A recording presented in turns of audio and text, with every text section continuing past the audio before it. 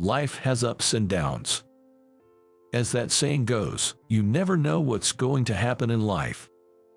Bad things happen one after another, and there are plenty of hard times. But life can change so quickly over something so trivial. My name is Luke Smith.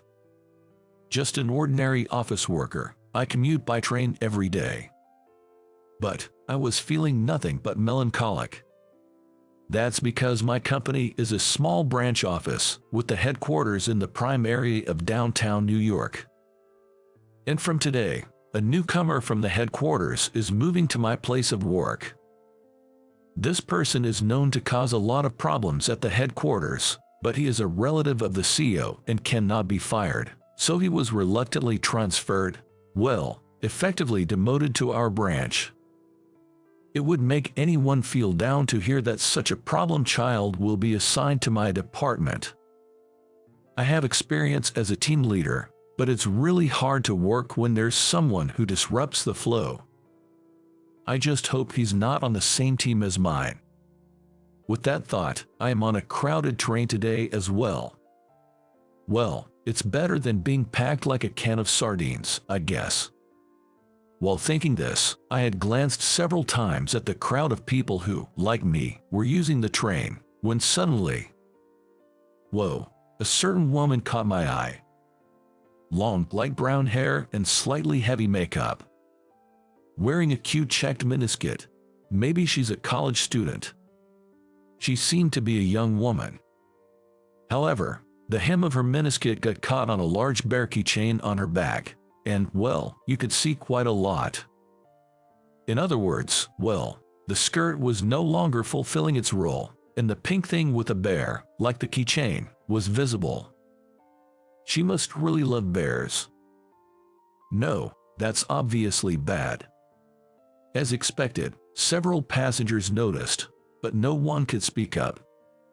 That's understandable. After all, most of the passengers are men. There are women, but not many around her, or if they are too absorbed in their cell phones or books at hand to notice.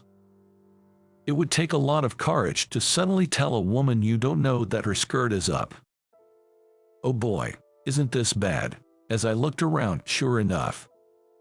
Hey, isn't that situation kinda wild? Two boys, about high school age, are grinning at her.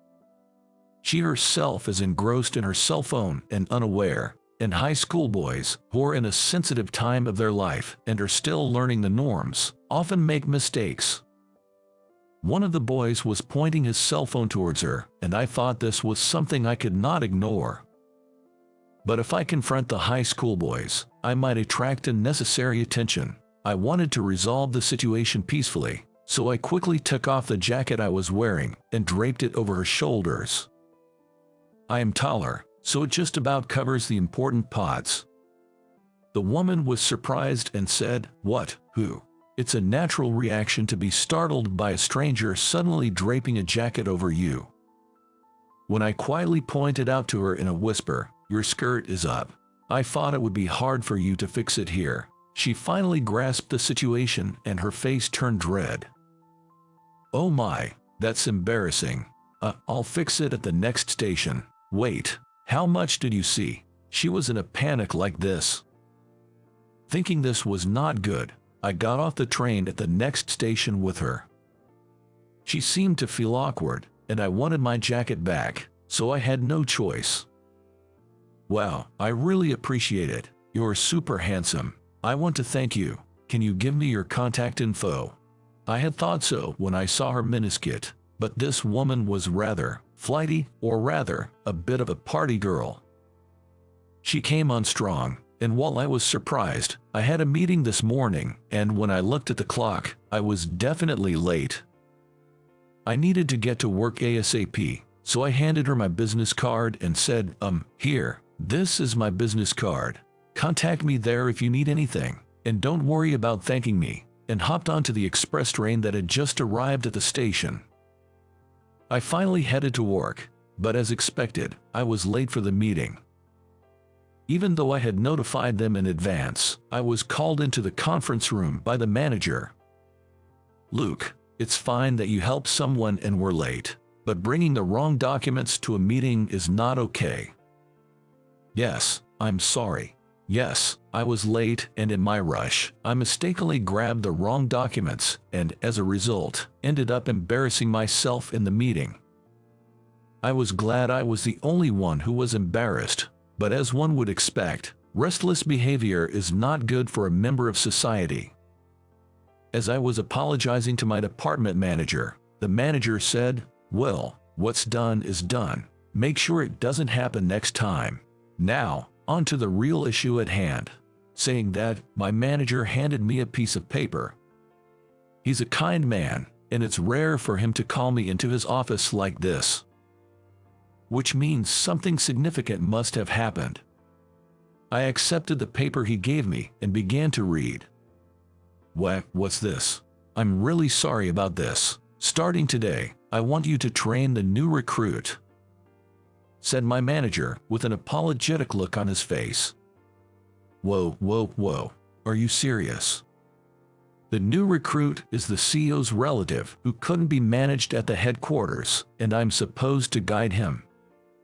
Why me? I asked. Well, the thing is, the headquarters specifically requested you today, he explained. What? I cried out, almost in a scream. I rarely go to the headquarters, and I haven't done anything noteworthy for the human resources at headquarters to remember my name. Despite having no achievements, why was I selected? As I was panicking over this baffling situation. Bang! Suddenly, the conference room door swung open, and an agitated subordinate of the department manager rushed in. "Sir, we've got a serious problem," he exclaimed. "What's going on?" "I'm in a meeting with Luke right now," replied the manager. "It's about the new recruit. The CEO of the headquarters wants to see you and Luke." What?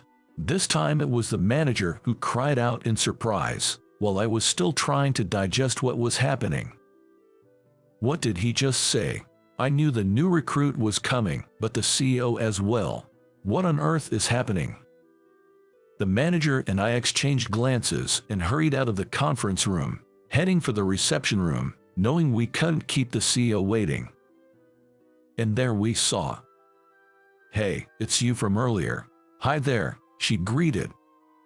It was the woman I'd helped on the train. And she was sitting next to the CEO. "Oh, please, give me a break. What the heck is going on here?" I was nearly in panic mode and decided to get my head out of the clouds here.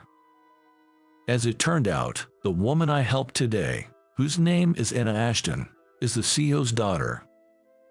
But apparently she's been rather wild and has had difficulty sticking with any company she's joined. She still hasn't shaken off those bad habits, making it difficult for her to hold down a job anywhere. The CEO had hired her as an assistant, but he received criticism internally for being too lenient with his family member. So, the CEO decided to transfer her to a branch office as part of her real-world experience. "I heard you helped my daughter on the train today. As a father, I thank you," the CEO said, bowing his head to me. This made me break out in a cold sweat for a whole different reason, but then I also learned why I had been chosen. When I handed Anna my business card, she realized we were from the same company, but she couldn't stop me because I was in a hurry. So she took a picture of the card and sent it to the CEO. And after checking with HR, they assumed that I, as a team leader, have some experience with employee development, so they entrusted their daughter to me. In other words, my act of kindness has led to this unexpected situation. The CEO likely wants me to cultivate his daughter and thus earn a promotion in the future, but from my perspective, I've just been saddled with a difficult new recruit. What should I do? But I had no choice. "Nice to meet you, Lukey," Anna cheerfully greeted me with absolutely no trace of professionalism, leaving me no choice but to hang my head. And that's when my unbelievably busy days began. Even the manager seemed to realize that this was going to be a tall order and told me to focus on training Anna for a while, handing off non-urgent tasks to others. Thanks to that, I was supposed to have some time. Well, that didn't happen. Anna, what on earth are you doing? What do you mean? I'm just hungry. Anna was snacking on a piece of chocolate while watching the training video, and I just had to sigh at the sight. If she's hungry, that's fine, but she could at least do it out of sight. Is she that clueless? But it wasn't that. Anna may not have great social skills, but she's not stupid. As proof, she managed to remember how to do simple tasks after being shown just once.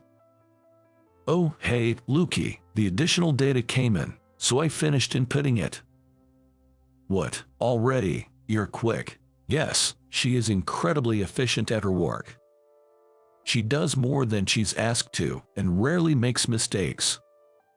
With this level of work, she could easily get by at our head office, but her other problematic behaviors completely overshadow it.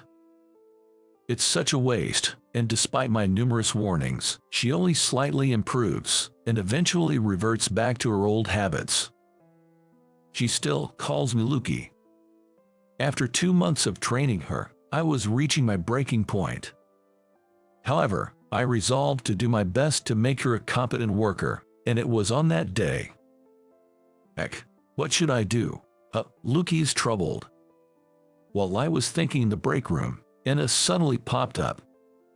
It's been 3 months since we started working together. By now, she's capable enough to do her job alone. I mean, she still exhibits problematic behaviors, so I have to keep an eye on her. But it's break time, so I won't nag her. Oh, nothing. Just some personal stuff. Even Lukey has worries. What do you think I am? My mom's birthday is coming up. I'm not sure what to get her. Yes, my mom's birthday is just around the corner. But I'm out of ideas, and being single, I'm clueless about women's tastes. When I said that, Anna tilted her head and asked, "Are you close to your mom?" I guess so. She's always been the caring type. How so? What do you mean? Well, even when she was incredibly busy, she always made sure to pack my lunch. My dad was away on business a lot, so my mom took care of everything at home. After I started living alone and learned how hard housework is, I realized how great my mother was. So, I'd like to celebrate her birthday somehow, but I'm having a hard time picking a present. Oh, I know. I should ask Anna. She seems to know more about women's preferences and current trends. Just as I was about to ask her, I fell silent. The usually overly cheerful Anna looked incredibly down. Anna, what's wrong? Oh, sorry, I don't have a mom. That's why I'm envious of your problem. Anna said that and forced a smile. But her fake smile quickly faded, and she looked down, appearing dejected again. I was taken aback by this side of Anna I'd never seen before. She looked so lonely, I couldn't leave her alone. You don't have to force yourself to smile. Sometimes, Anna, you really force yourself to smile. It's okay to talk about your problems. After all, I'm your trainer. That's right. Anna hardly ever shares her concerns. Even with work, she doesn't voice her worries. I was worried that she might be overdoing it. As she widened her eyes in surprise, Anna said, "You're the first person to say that to me," and began to tell me a story. It was a story about Anna's past. You know, my mom passed away in an accident when I was a little. After that, my dad just lost himself in his work, leaving me in the care of a maid. Anna shared, her gaze drifting off into the distance. I was basically raised by the maid. I'm grateful to her, I really am. But then again, she was paid to take care of me, right? So, I can't help but wonder if there's really such a thing as unconditional love. Well, I guess it doesn't matter now that I'm all grown up, she said, laughing it off. Watching her, an idea began to form in my mind. Maybe Anna had grown up lacking affection. Her father, the CEO, understood that, which was why he couldn't bear to leave Anna alone and kept her in the company. Upon reaching that conclusion, her actions began to make more sense. Anna's problematic behavior is actually only to those close to her in the company. She often arrived late but would always be early when there was a business deal. She was quiet around people from other departments but often played around with me and those she was close to. I wondered, was this her way of interacting? Causing trouble to get her busy father's attention? Could it be that she grew up without realizing it was wrong? That's why scolding her wouldn't fix her behavior. It wasn't that she didn't want to change, but rather, she might not know any other way to interact. Anna, I started, you're talented. It's about time you quit these problematic behaviors. Haha, you're persistent, Lukey. I've been a little better lately, haven't I? Don't evade the topic. Keep this up, and someday you'll be abandoned.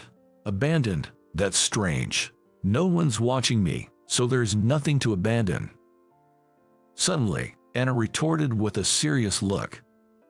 With a dull voice, as if she had given up on something. I guess this was the real her. True self isn't noticed by anyone.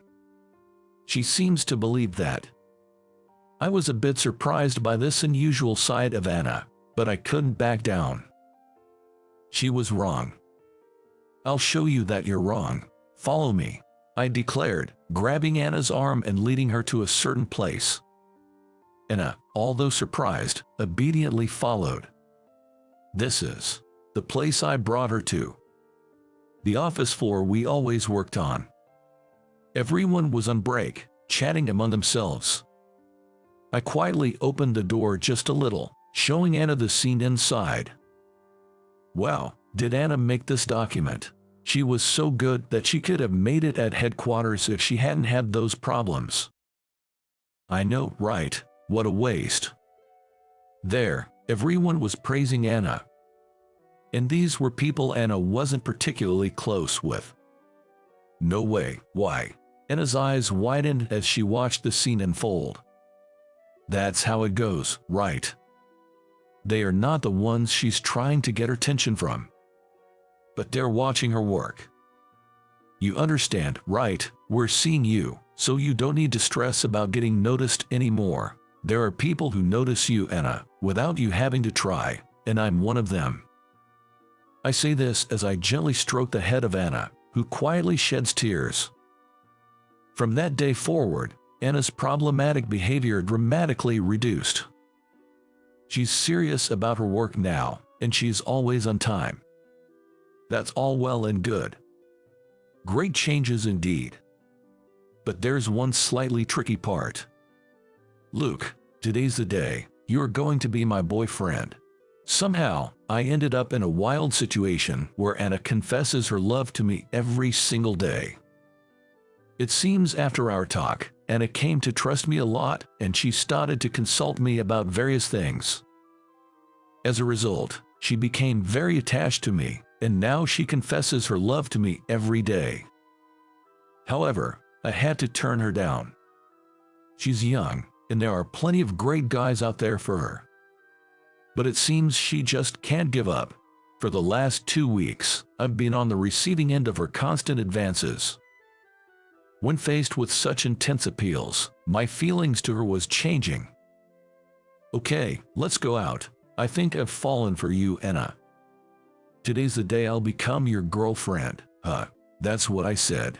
It's okay. At what? Anna responds with a bright red face.